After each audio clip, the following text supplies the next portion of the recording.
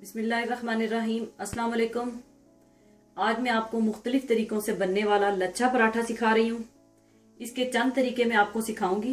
तो इसके लिए आपको चाहिए मैदा आधा किलो, ये तकरीबन 3 कप बनेगा। आटा आम रोटी का आटा, ये भी आधा किलो, ये भी तकरीबन 3 कप होगा।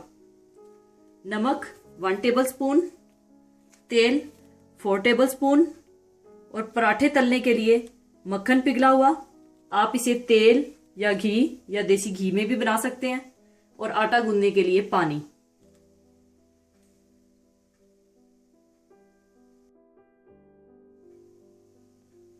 सबसे पहले आप मैदा, आटा, नमक और तेल मिला लें।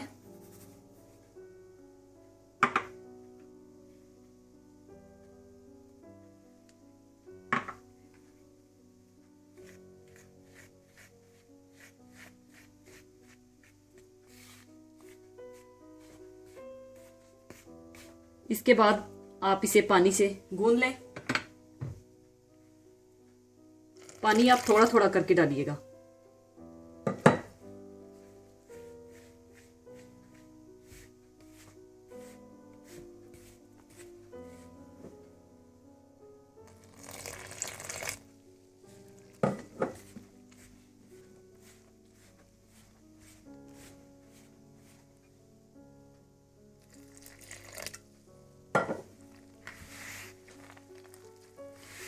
आटा आपने ना ज्यादा सख्त गूंदना है ना ज्यादा नरम, ये मीडियम गुना हुआ होना चाहिए।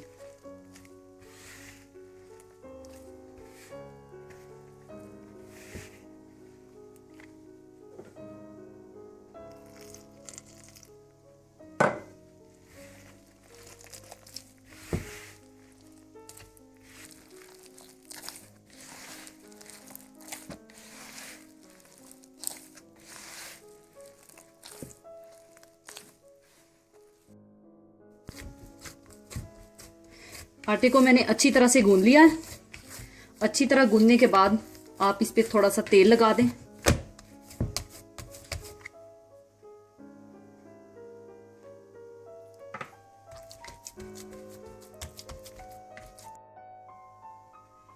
आटे को गूंदकर आपने आधे घंटे के लिए छोड़ देना है ताकि आटा ठहर जाए, इसमें लचक आ जाए, ताकि पराठे बहुत अच्छे और खस्ता बन सकें। यहाँ पर मैं आपको बताती चलूं कि जो बेसिक पराठों का डो है वो यही है। इसी डो से आप मुख्तलिफ किस्म के पराठे बना सकते हैं, यानी चिकन पराठा, मटर पनीर पराठा, कीमा, मूली या गोभी, या बॉइल्ड एग पराठा, या आलू का पराठा बना सकते हैं। आधा घंटा हो चुका है। अब मैं आपको मुख्तलिफ तरीकों से लच्छा पराठा बनाना सिखाऊंगी।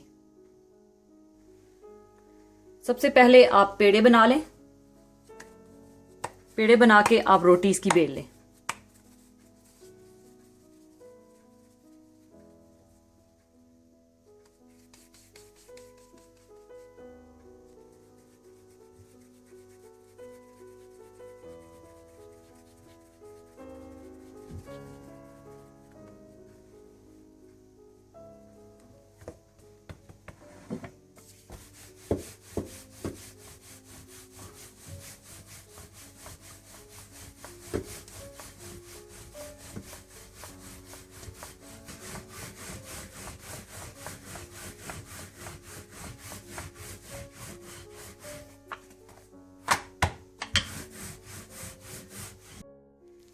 रोटी बेलने के बाद आप ऊपर मक्खन लगा दें।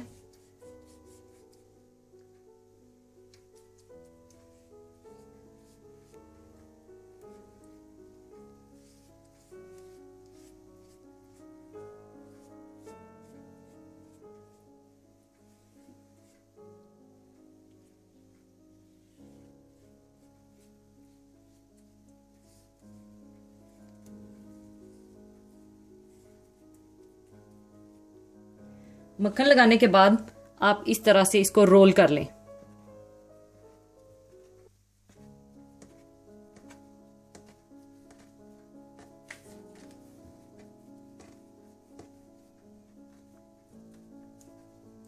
और इस तरह आप दबा लें। दरमियान से आप काट लें और इसको इस तरह से रोल करके बड़ा कर लें।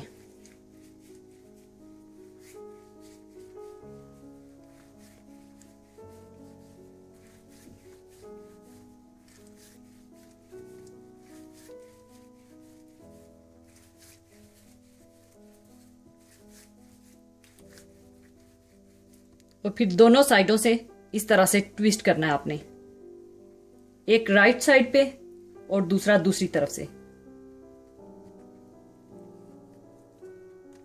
इस तरह आप फिर इसको लपेट दें।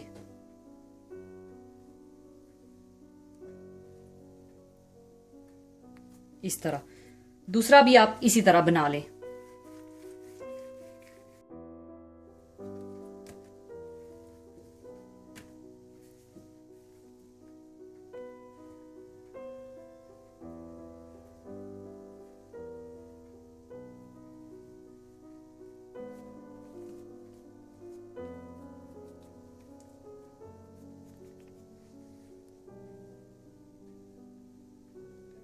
दोनों पेड़े बनाने के बाद आप फिर से ऊपर मक्खन लगाएं इस तरह से,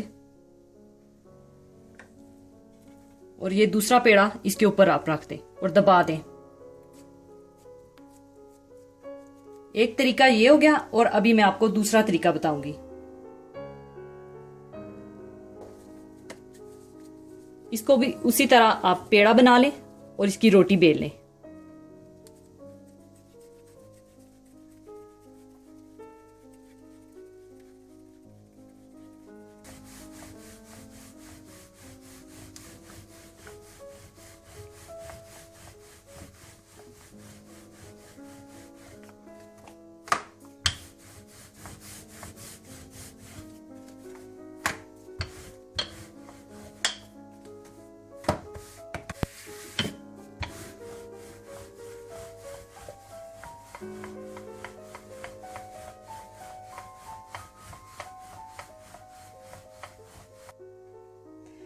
बेलने के बाद आप उसी तरह से फिर मक्खन लगा दें।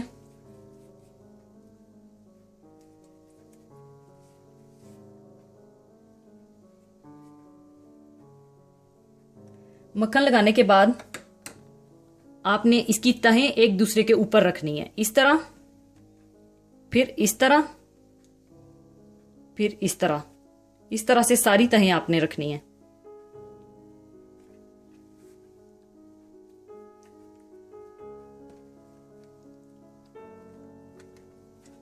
रखकर आपने अच्छी तरह से इसको खींचना है, इस तरह से।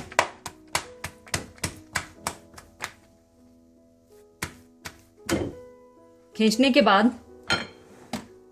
आपने एक तरफ से इसको रोल करना है, इस तरफ, इस तरह।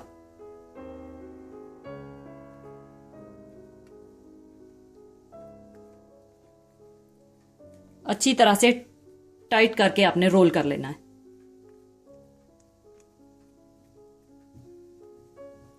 रोल करके आपने ऊपर से इसको दबा देना है, इस तरह। एक ये तरीका हो गया, और इसके बाद आपको मैं तीसरा तरीका बताऊंगी। इसको भी साइड पे आप रख दें। अब मैं आपको तीसरा तरीका बताऊंगी। तीसरे तरीके में भी आप इसी तरह से रोटी बेलें और ऊपर मक्खन लगा लें। मक्खन लगाने के बाद आप इसके बिल्कुल सेंटर से एक कट लगाएंगे।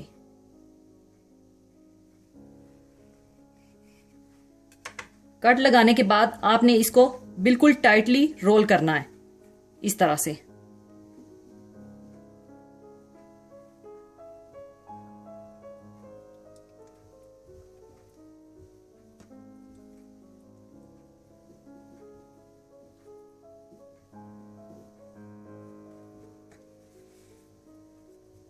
अच्छी तरह रोल करने के बाद आपने इसको भी ऊपर से दबा देना है, इस तरह।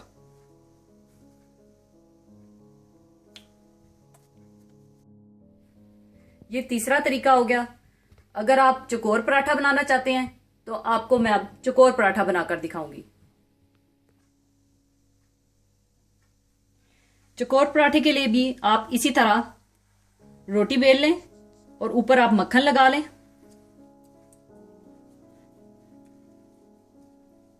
मक्खन लगाने के बाद आप इस तरह से एक साइड से उठाएं, इसको इस तरह तय करें, दूसरी साइड से उठाएं, फिर तय करें, फिर इसको अंदर की तरफ तय करें, फिर इस पे मक्खन लगाएं।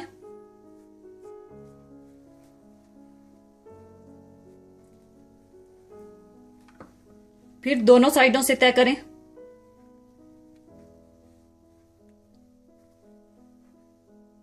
फिर मक्खन लगाएं।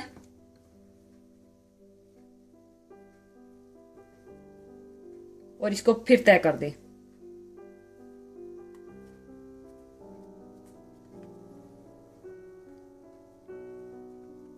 ये चौथा तरीका भी मैंने आपको बता दिया है। इसके बाद आप तवा या फ्राई पैन गरम कर लें। पराठे आप बिल्कुल हल्की आंच पर पकाइएगा ताकि आपके पराठे अच्छे, खूबसूरत, गोल्डन ब्राउन और कुरकुरे बने। इसके बाद आप पराठा बेल लें, थोड़ा सा खुशका लगा लें।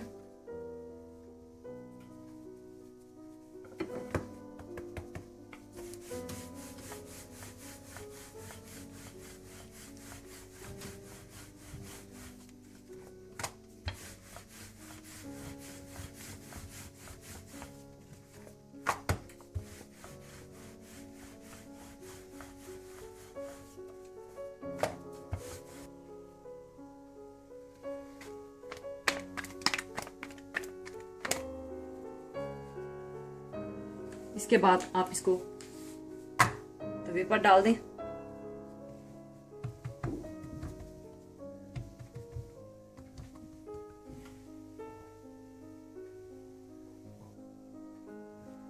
इसके बाद आप एक्स्ट्रा टिश्यूज ले लें और उनको इस तरह आप पिछली साइड से मोड़ लें, रोटी को, पराठे को दबाने के लिए, इस तरह से।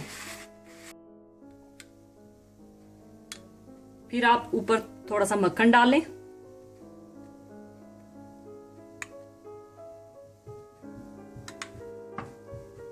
और इसको पलट दें।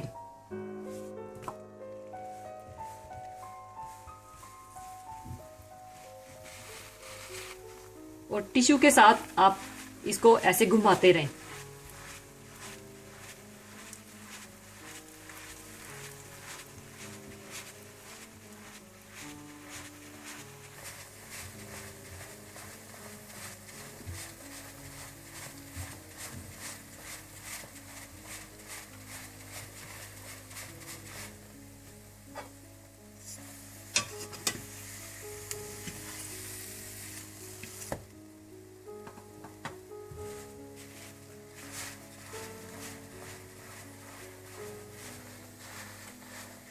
पराठों को आपने बिल्कुल हल्की आंच पर पकाना है, इस बात का आप खास ख्याल रखिएगा।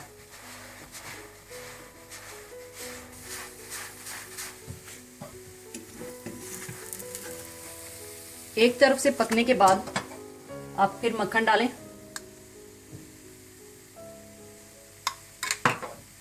और इसको पलट कर दूसरी साइड भी पका लें।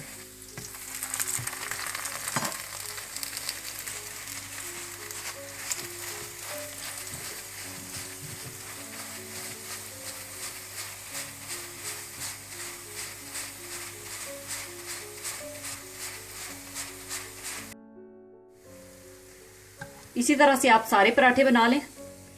और ये देखें इसके लच्छे किस कदर खूबसूरत लच्छे आए हैं।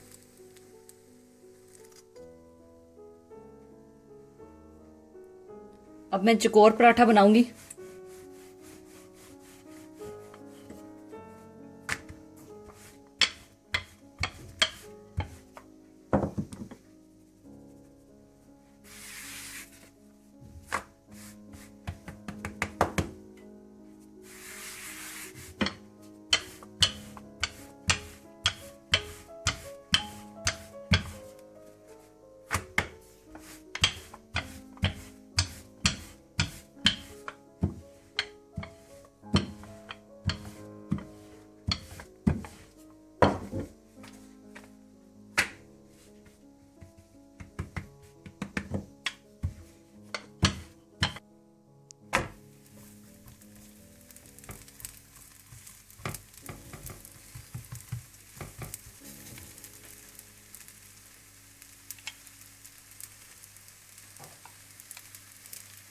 इसी तरह से आप ऊपर मक्खन लगा लें।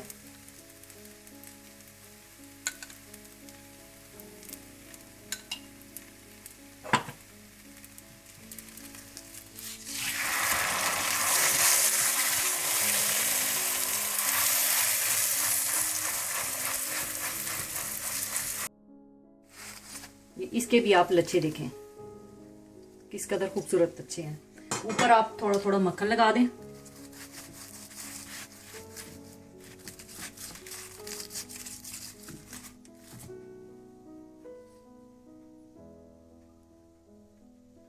अब इनको मैं काट कर सर्विंग ट्रे में निकाल लूंगी।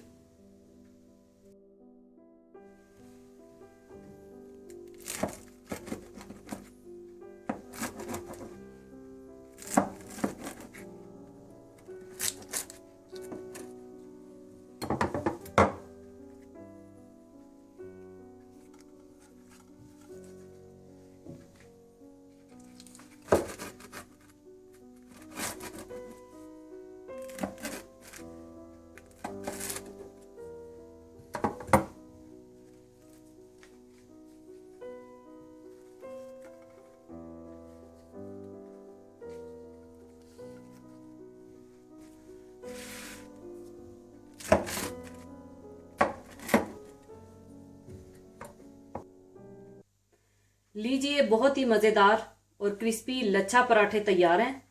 इन्हें आप आमलेट, अचार या किसी भी सालन और लस्सी या चाय के साथ सर्व करें। और जाने से पहले आपके साथ एक और खूबसूरत हदीस शेयर करूंगी। हदीस इस तरह से है कि आप सल्लल्लाहु अलैहि वसल्लम फरमाते हैं कि जन्नत वाले जन्नत में खाएंगे और पिएंगे और थूकेंगे नहीं, और ना ही पेशाब करेंगे और ना ही पखाना करेंगे और ना ही नाक साफ करेंगे।